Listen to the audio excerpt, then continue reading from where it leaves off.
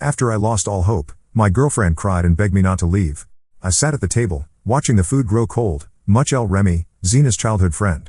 I opened Remis's also the birthday of Remy, Zena's childhood friend. I opened Remy's Instagram and saw a new post.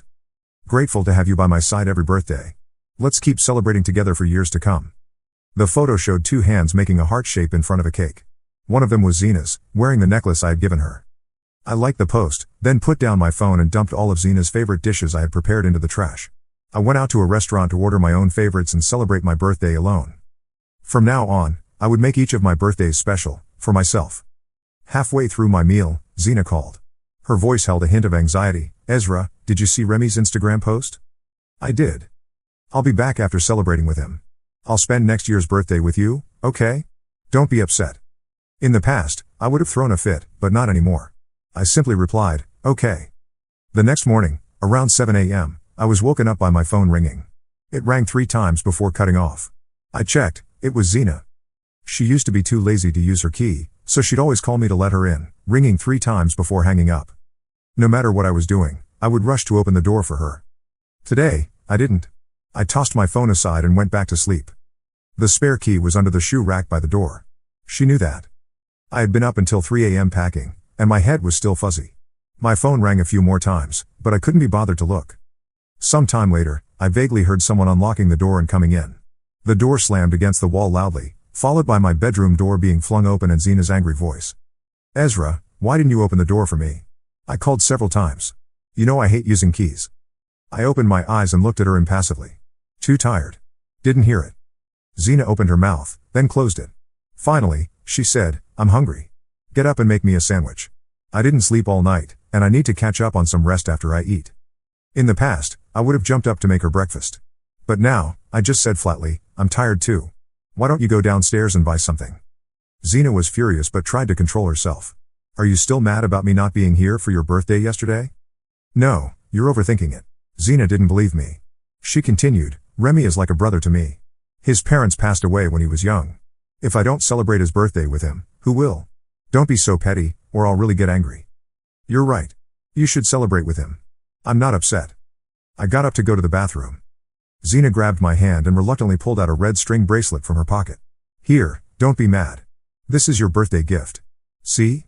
I remembered. Looking at the cheap red string with its dangling metal charm, which seemed so carelessly chosen, and thinking of the expensive watch Remy X, I had thought Zena's recent frugality was to save up for my birthday gift. Apparently, I had been deluding myself. I shook my wrist, showing the watch my mom had sent me a few days ago. Thanks, but I already have a watch. It's not convenient to wear this. You keep it. Zena snapped, you say you're not angry, but you used to be happy with whatever I gave you. Are you getting picky now? Zena's salary wasn't high. Her birthday gifts to me were always cheap, costing a few dollars or tens of dollars at most. Sometimes she even forgot to give me anything. But I never minded. For her birthdays, I always prepared thoughtful gifts. Just a week ago, for her birthday, I had given her a gold necklace. I was tired. I didn't have the energy to argue anymore. I took the red string and put it in my pocket. Thank you. I changed my clothes and opened the door. Zena called out anxiously, where are you going? To play basketball with friends. Since getting together with Zena, all my free time belonged to her. I accompanied her everywhere, took care of her, and had no time left for myself. That wouldn't be the case anymore. I needed to live for myself now. After an exhilarating game with my friends, we sat on the benches by the court, drinking water. My friends joked, we thought you'd forgotten about us since you got a girlfriend. We were about to stop inviting you out. I apologized and promised, I'm sorry, guys. It won't happen again. Count me in for any future plans. That's more like it. Come on, let's go to the internet cafe and play some games. When I was with Zena, I couldn't fit into her Instagram world, but I had slowly distanced myself from my own friends for her sake. One revolved my life around her, prioritizing her above all else. Looking back, I realized how foolish I had been. When I got home, it was almost midnight. I opened the bedroom door to find Zena sitting on the bed. She frowned and said, Ezra, why are you back so late? I had to order takeout for lunch and dinner. It was awful. I opened the closet to get some clean clothes. I ate at restaurants today too. The food was pretty good, not worse than home-cooked meals. Zena stared at me in surprise. You used to say you'd cook for me every day and that I shouldn't eat takeout because it's unhygienic. I was wrong. Living in this society, if you can't cook, you have to get used to takeout food. A flash of anger crossed Zena's eyes. You say you're not angry, but you've been out all day without a single call or message, and you didn't come home to cook for me. I replied calmly, I'm not angry. I was just hanging out with friends. My phone died, so I couldn't call. Seeing my attitude, Zina suddenly threw off the covers and got out of bed angrily. She grabbed me as I was about to leave, her voice shrill. Can't you be more understanding? I've told you we're just like siblings. What are you still upset about? Ezra, my patience has limits. I shook off her hand. I'm really not upset. I'm tired. I'll sleep in the guest room tonight. With that, I took my clothes and went to the bathroom to shower, ignoring Zina's calls from inside the bedroom. That night, I slept soundly for the first time in a long while. Zina was a restless sleeper, kicking off the covers several times a night. When we slept together, I never got a full night's rest, having to get up multiple times to cover her. Early the next morning, Zina sat in the living room with her arms crossed, her face dark with anger. I knew she was waiting for me to apologize first and make her happy. In the past, whenever she was unhappy, I would beg for her forgiveness, even if I didn't think I had done anything wrong. Then she would list a bunch of conditions, and only after I had fulfilled them all would she reluctantly forgive me. This had been the pattern for years, and I was tired of it. I ignored her, got ready, and left. I had important things to do today. I went to the office to submit my resignation letter.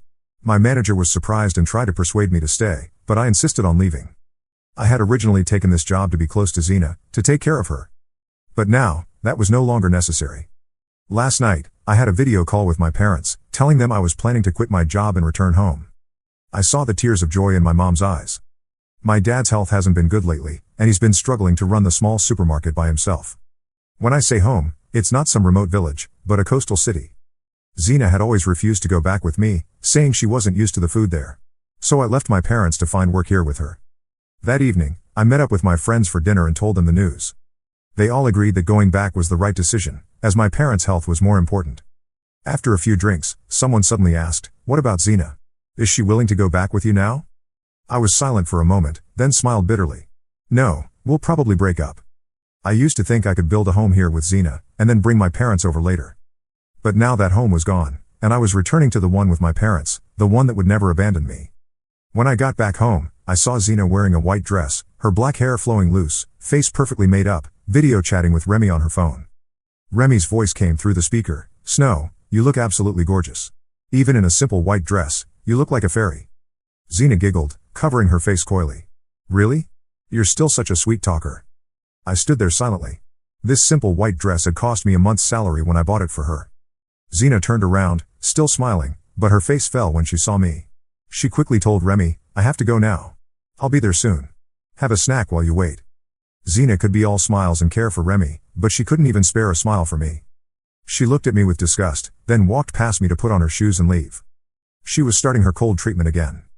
In the years we've been together, she often gave me the silent treatment over issues related to Remy. Each time, I would be anxious, trying everything to please her. This time, I wasn't nervous. I just took the groceries wiping to make myself a late-night snack. I had been drinking with my friends earlier and hadn't eaten much, so I was a bit hungry now. Over the next few days, I was busy handing over my work and packing my belongings. My things in the house were gradually disappearing, but Zina didn't notice. Today, Zina went out again to meet Remy. I sat at the dining table, scrolling through my phone while eating. Remy had posted on Instagram, "Whenever I feel lonely, you're always there for me. I'm so grateful." The photo showed Zina and Remy with their heads together, making peace signs at the camera. Zina's girlfriends were all commenting, admiring their relationship. They had always thought Zina should be with Remy, and that I was the third wheel interfering in their relationship.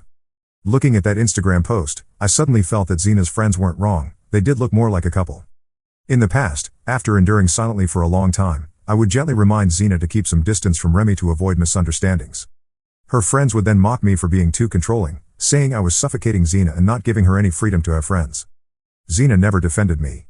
Instead, she joined them in criticizing me, telling me not to restrict her and to give her more freedom. Zina had commented, "You're always there for me too." I exited Instagram without a ripple in my heart and got up to clear the table. Thunder rumbled outside. It was about to rain. I went to the balcony to bring in the laundry, and large raindrops began hitting the windows. In the past, whenever it rained, I would anxiously call Zina to ask where she was and rush out with an umbrella to pick her up, afraid she might get even slightly wet. She and her friends would then laugh at me for being like an old woman, worrying too much and ruining their fun. I showered early and lay in bed scrolling through short videos, eventually falling asleep without realizing it. The sound of Zina forcefully pushing open my bedroom door woke me up. Seeing that I was sleeping, she angrily questioned me. Ezra, it's pouring outside, and your girlfriend isn't home yet. Aren't you worried at all? If it were my friends' boyfriends, they'd be calling nonstop asking where they are and rushing out with umbrellas to pick them up. What about you? I was surprised, not understanding why she was so angry. Once before, when it was raining and she was with Remy, I had called a few times to ask where she was and when she'd be back, offering to pick her up. She had been furious, saying I was worrying unnecessarily, that she was with Remy and he would send her home. She had also accused me of not being able to stand her being with Remy, using the rain as an excuse to make her come home quickly, saying my controlling behavior was suffocating her. Now that I was giving her the freedom she wanted and not worrying, she was questioning why I wasn't going to pick her up. I really didn't understand what she wanted. I replied calmly, "You're with Remy, so I have nothing to worry about. You can stay out longer if you want, he'll naturally send you home." I replied calmly, "You're with Remy, so I have nothing to worry about. You can stay out longer if you want, he'll naturally send you home." Zena stared at me with wide eyes in disbelief, perhaps wondering how I could speak so calmly about Remy and allow them to stay out late together. A moment later, she seemed to think of something and started explaining, "Today is the anniversary of Remy's mother's death. He's very upset, and as his friend, I couldn't bear to leave him alone. Don't misunderstand." I nodded in understanding. "I get it. You should keep him company on days like this." My reasonableness seemed to leave Zena at a loss for words. She looked at my face intently, trying to find even a hint of anger, but found none. Zena softened her voice, "Ezra, I bought a new nightgown. It's black lace. Want to see if it suits me?" I looked at her in surprise. This was tantamount to her actively seeking reconciliation. In the past, she always maintained a high and mighty attitude, only reluctantly making up with me after I had begged countless times. I pretended not to understand her implication and simply said, "No need. If you like it, that's fine. You should go back to your room and sleep. Now." Zena looked at me in disbelief, then stormed off in embarrassment and anger. I got up to close the door myself, then went back to bed. I slept well that night.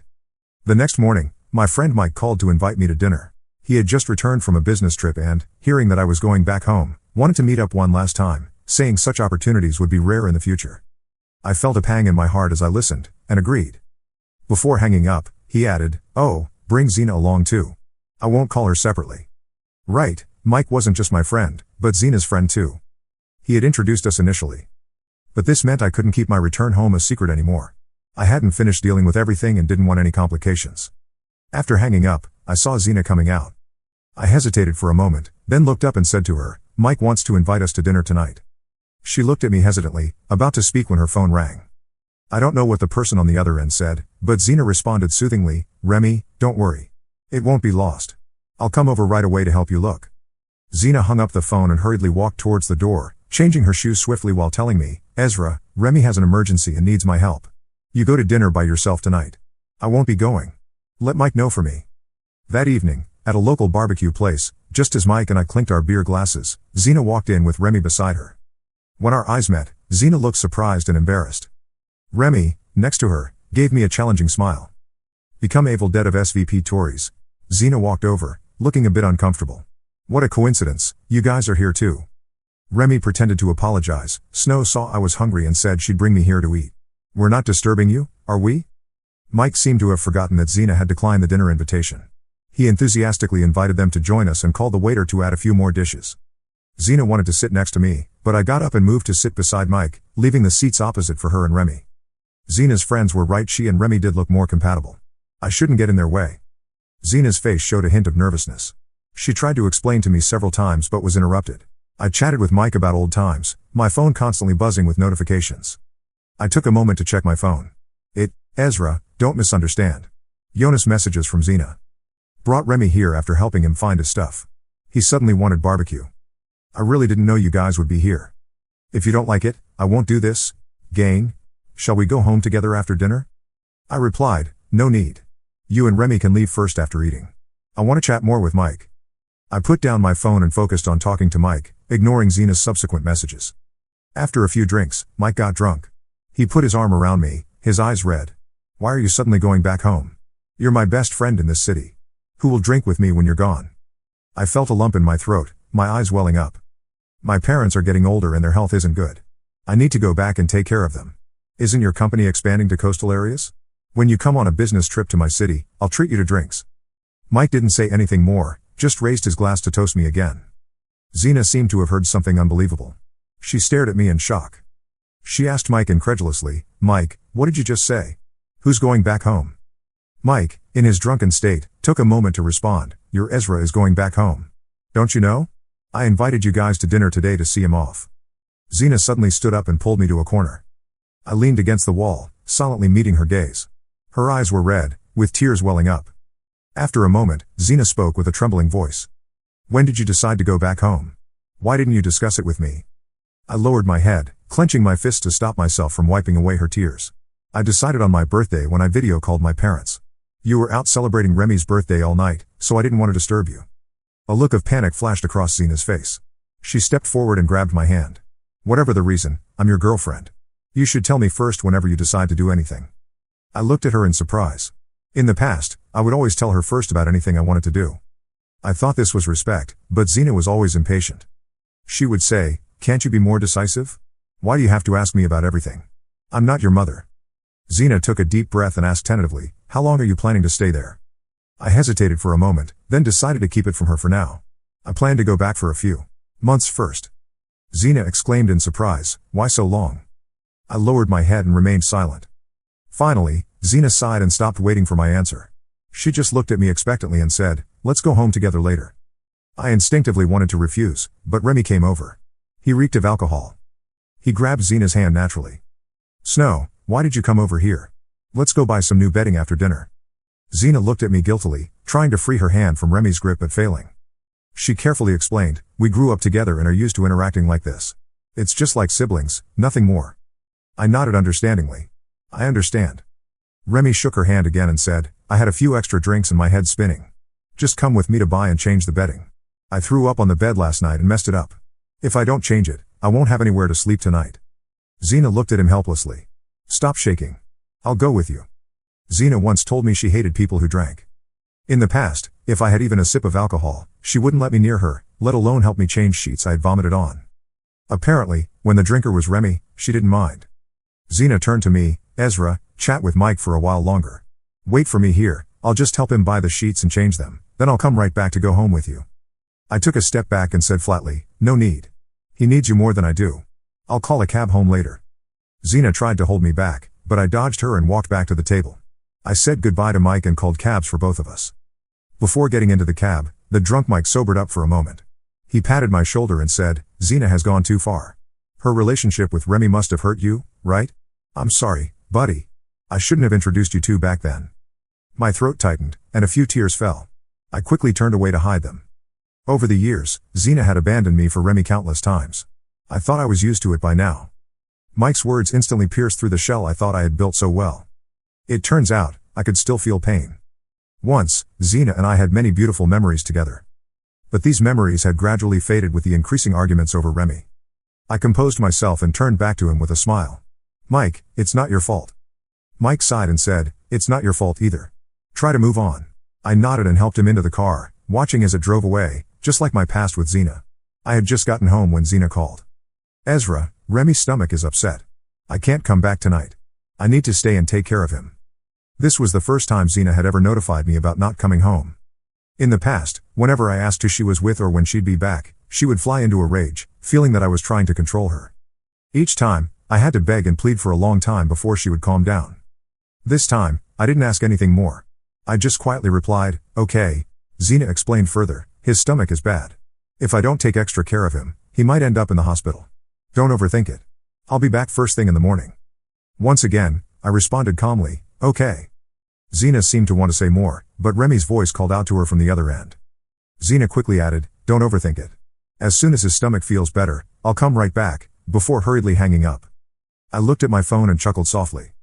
My emotions had been running high tonight, and I had drunk a bit more with Mike. Now my head was spinning and I felt nauseous. I was drunk too. I couldn't help but go to the bathroom and throw up several times before I felt a bit better, but then my stomach started to hurt. That's when I remembered that my stomach wasn't in great shape either. I had drunk too quickly tonight, forgetting to eat something first to line my stomach. I struggled to find some stomach medicine, too impatient to wait for hot water, and swallowed it with cold water before lying down on the bed. That night, I tossed and turned uncomfortably, unable to sleep until dawn when I finally dozed off for a bit. The next day, Zena didn't return until the afternoon. When she came in, I was cleaning the house. It had been a bit messy for a few days. Zena unusually came over offering to help. Let me help you. I looked at her strangely and shook my head. No need. I'm almost done. Since we got together, I had been doing all the housework. She never lifted a finger. Zina lowered her hand that was reaching for the broom, glancing at me furtively. She said somewhat awkwardly, Remy's stomach is bad. He never takes care of himself, so it hurts from time to time. I was up all night taking care of him. I'm exhausted. I nodded in agreement. That must have been tiring. Zina looked embarrassed, probably not expecting me to be so calm and not argue. After a while, she anxiously asked, Ezra, I've been thinking. Why don't I go back home with you? I looked at her in surprise. In the past, during long holidays, I had suggested she come back home with me, but she always firmly refused. She would complain that the train journey was too long, or that she got airsick on planes. Sometimes she'd say she wasn't used to the food, or that the language barrier would make communication difficult. She always had an excuse to decline. If this had happened before, I would have been overjoyed, immediately helping her pack and booking flight tickets. But now, I just calmly refused, no need. You have work to do. I'm not sure how long I'll be staying, so don't trouble yourself. The smile on Zina's lips froze. She said awkwardly, then I'll wait for you to come back. I didn't respond. Zina then asked, it's my friend's birthday tonight. Why don't you come along? I looked at her in surprise again. She had never included me in her friends' gatherings before. Her friends all looked down on me, so she always took Remy to these gatherings instead. I declined, no, thanks. They won't be happy if I go. A flash of discomfort crossed Zina's face. How could that be? You're my boyfriend. They won't mind. I looked at her silently until she lowered her head guiltily. I remembered once when her friend openly mocked me for being inferior to Remy in every way. I had turned to her helplessly for support. She had carelessly said, you really can't compare to Remy, but since you're my boyfriend, you should figure out how to get along with my friends on your own. Don't always expect me to help. But in reality, her friends' attitudes depended entirely on how she treated me. If she had respected me, they wouldn't have dared to treat me that way. I tied up the garbage bag, ready to take it downstairs. I'm busy tonight. Why don't you ask Remy to go with you? Zina looked at me in disbelief, seemingly never imagining that I would refuse her and suggest she take Remy instead. She grabbed me as I was about to leave, anxiously asking, where are you going tonight? Let me come with you. I explained, I've finished handing over my work, so I don't need to go to the office tomorrow. I want to have dinner with some close colleagues tonight to say goodbye. You'd better go to your friend's birthday party. After hearing this, Zina didn't insist on coming with me anymore. She just tentatively asked, if you're not going, should I really invite Remy then? I smiled and nodded. Go ahead and invite him. Zina carefully searched my face for any signs of jealousy, but she was bound to be disappointed. You're really not jealous at all? She couldn't help but ask. I found it strange. Hadn't she always hated it when I got jealous before? Now that I wasn't jealous as she had wished, she seemed uncomfortable. What's there to be jealous about? You said you're just like siblings. Besides, he gets along better with your friends. It's normal for you to go together. Zina opened her mouth but ultimately said nothing. She just reminded me, come back early. If you drink, call me and I'll pick you up. I thought for a moment and agreed. I was sure to drink tonight, and if she was willing to pick me up, that would save me the trouble of getting a cab. After the dinner, I called Zina. There was loud music and laughter in the background on her end. I hesitated before speaking, I'm done here. Are you not finished yet? Maybe I should just get a cab home. Zina quickly stopped me, no. I said I'd pick you up. Wait for me a bit, I'll let them know. Letting anyone touch him. He keeps calling for you. Hurry up. Zina hesitated and asked me, Ezra, can you wait a bit longer? I need to send Remy home first. I forced a smile and said understandingly, it's fine. Go take care of him. I'll get a cab home. Zina anxiously explained, Ezra, don't worry. After I send him home, I'll come right back. Nothing will happen between us. I know. Go ahead. I'm going to call a cab now. After hanging up, I went straight home in a cab, showered, and lay down in bed. Then my phone rang. It was Zina calling. I answered, but before I could speak, I heard Remy's whining voice on the other end, Snow, don't go. My stomach hurts. Help me rub it. Zina's voice sounded helpless, Remy, stop it. I need to go back. Ezra is waiting for me at home. Let him wait. It's not like he hasn't waited before. Snow, my stomach really hurts. Do you want me to die in pain? Zina sighed, you're impossible. Is it here? Does it feel better when I rub like this? Yes, right there. It's feeling a bit better. Keep rubbing for a while longer. I listened expressionlessly to this point, then hung up the phone that was probably accidentally dialed. I scrolled through some videos before turning off my phone and going to sleep. Zina didn't come back all night. She returned home close to noon the next day. After changing her shoes and coming in, she walked up to me and explained, last night after sending Remy home, his stomach acted up again. I took care of him until very late, so I didn't come back. I just slept on his couch. I responded with an indifferent and continued looking at my phone. She came over to hold my hand, but I avoided her. Zena finally couldn't bear it anymore and said emotionally, "Ezra, I really can't stand your cold attitude anymore. Can we talk properly? Isn't this good?" I was confused. Wasn't this what she had always wanted, for me not to interfere too much in her life? Why was she unhappy now? Zena seemed to have found her own answer. "Are you treating me like this because of Remy?" I remained silent. She gritted her teeth and said, "If you don't like me being in contact with him, I can cut ties with him. Just don't be like this anymore, okay?" Zena looked at me expectantly, her eyes pleading. In the past, no matter how much I argued, she would never agree to cut ties with Remy. Now she was offering it so easily. The thing I had most hoped for over the years was about to be achieved, yet I felt nothing. I said impassively, "No need. Who you're friends with is your right. I have no say in it." Zena looked anxious. "Ezra, do you not believe that I'll really cut ties with Remy? I'll call him right now." With that, Zena took out her phone and dialed Remy's number, putting it on speaker. Soon, Remy answered the call. "Snow, are you home? Missing me already?" Zena looked at me in panic and quickly scolded, "Remy, stop talking nonsense. I'm calling to tell you that we shouldn't be in contact anymore. My boyfriend doesn't like it." Remy shouted in disbelief, "Snow, what do you mean? How can you do this to me for that petty Ezra?" Zena emphasized again, "He's my boyfriend. Don't talk about him like that. Let's not contact each other anymore. That's it." She quickly hung up the phone and didn't answer despite it ringing continuously. Zena looked at me pleadingly, "Ezra, see? I really cut ties with Remy. Don't be angry anymore. Let's be good to each other from now on, okay?" I was shocked, never expecting her to be so decisive. I had originally planned to bring up the breakup on the day I left, but now I had to do it earlier. I slowly began, "Zena, you don't need to do this. I think we should." Zena suddenly rushed forward and covered my mouth, stopping the words "break up" from coming out. Her lips trembled, tears falling one by one. In the past, seeing her cry would break my heart. I would anxiously wipe away her tears and comfort her until she smiled again. But now, I didn't raise my hand to wipe her tears.